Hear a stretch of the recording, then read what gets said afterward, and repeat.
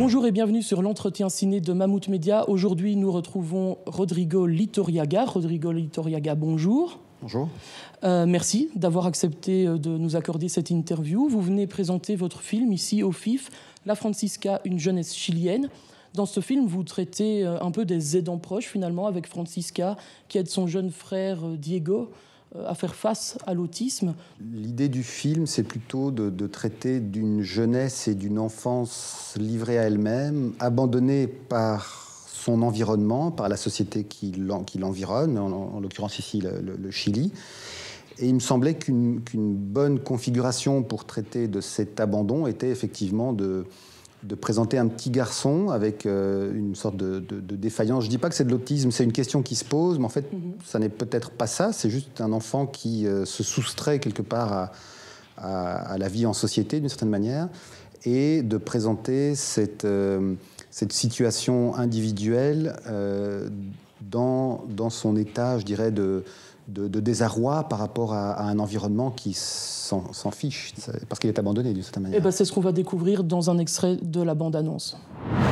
¿Y este quién es? ¿No lo presentáis? Es mi hermanito, Diego. ¿Andáis de babysitter? Sí, algo así.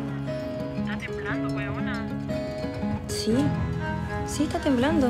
Pucha.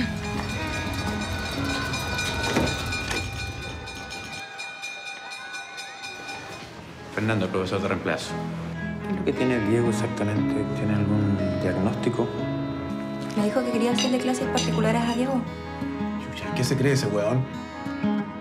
¡Mamá! Hay que empezar a aceptar las cosas como son. Alors, vous l'avez dit, la toile de fond de ce film, c'est l'abandon, c'est aussi la pauvreté au Chili. C'est un sujet qui vous touche particulièrement ?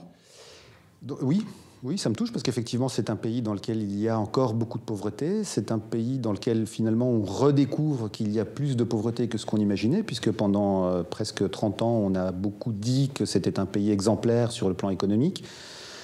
Et à la faveur donc d'une sorte de révolution un peu naissante, il y a exactement un an, ça a sauté aux yeux du monde. Je pense qu'il y a des défis encore majeurs que rencontre la société chilienne et qui doivent être résolus. Et je pense aussi que la cinématographie chilienne ne s'en était pas emparée et que c'était nécessaire de raconter une histoire qui peut-être puisse sonner plus juste à l'égard de la jeunesse chilienne et de la réalité économique du pays. Dans ce film, en fait, il y a assez peu de dialogue au final.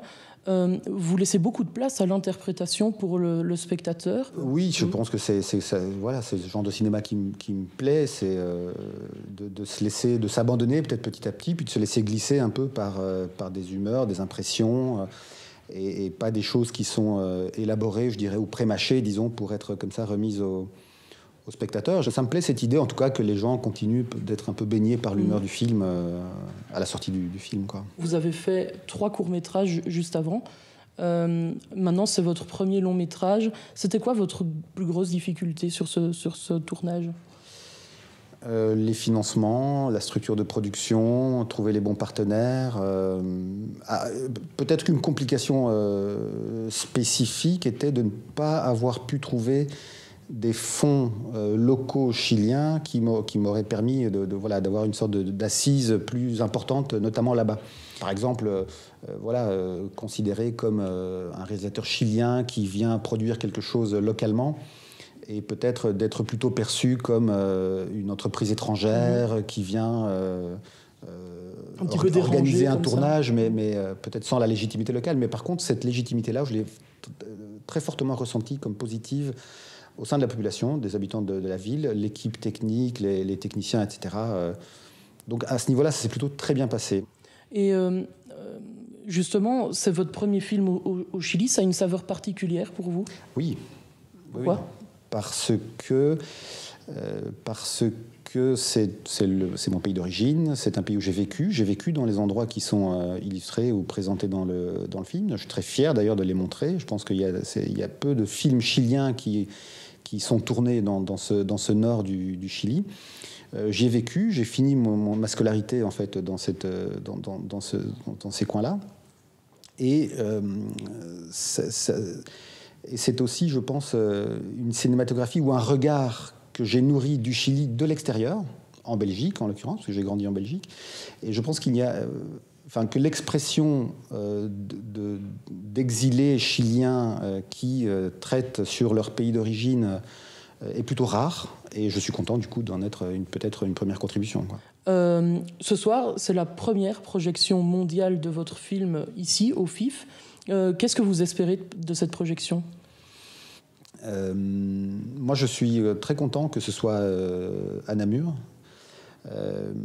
C'est parce que dans tout ce que je viens de décrire, il y a aussi une question de légitimité et d'ancrage par rapport à ma condition finalement de réalisateur belge, ou en tout cas de réalisateur belge.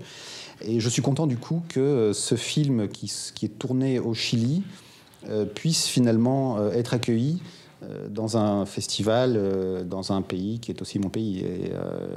Du coup, je trouve que c'est un clin d'œil qui, moi, me touche en tout cas, et je suis très heureux pour ça de pouvoir le présenter ici. Après, c'est une première mondiale, ça va être compliqué. Je pense que les gens ne se précipitent pas pour le moment dans les salles. Peut-être qu'on sera effectivement pas nombreux. Mais j'ai très envie en tout cas de sentir un public se tourner sur ce film et de voir quels en sont les ressentis. Je n'ai pas encore eu cette expérience, donc je suis très curieux. Eh bien, merci d'avoir accepté de répondre à nos questions. Je vous souhaite en tout cas beaucoup de succès pour ce film et il est à découvrir bientôt dans les salles de cinéma belges.